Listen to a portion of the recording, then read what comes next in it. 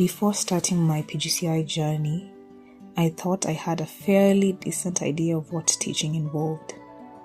Children learn, teachers teach, lesson plans are planned, and everyone goes home happy. As it turns out, teaching is a little more complex than that. I was excited, definitely, but beneath the excitement was a quiet voice asking, what if I get into a classroom and realize I have absolutely no idea what I'm doing? But thankfully, that didn't happen. I was excited about stepping into a primary school classroom and seeing what teaching looked like beyond textbooks, assignments, educational theory, and my background working with high school students as well as older learners, teaching them English as a foreign and second language. I wanted to know what happened when all those lovely pedagogical ideas met 20-something children with their own personalities, opinions, questions, and occasional refusal to stay on task.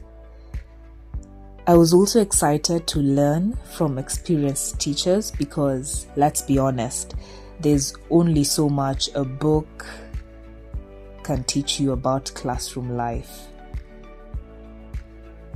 Time, mainly time.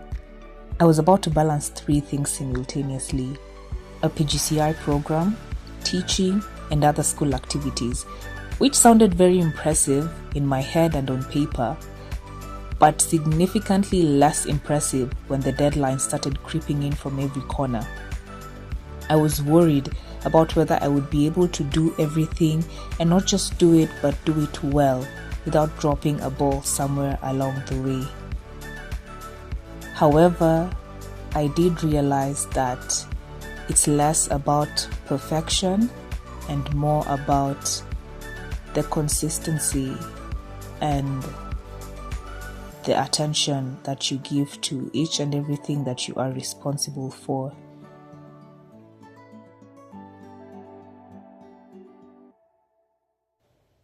I thought teaching was mostly about planning great lessons and delivering them effectively. It turns out that children have a remarkable ability to remind you that learning is not a perfectly scripted play. I quickly discovered that teaching involves so much more, from adapting to problem solving, relationship building, being able to think on your feet, and occasionally abandoning not just plan A, but also plan B. And not just plan B, but also C, even while the lesson is going on. Because the most important thing is not that you delivered the lesson according to the plan, but that the children actually learned during that lesson.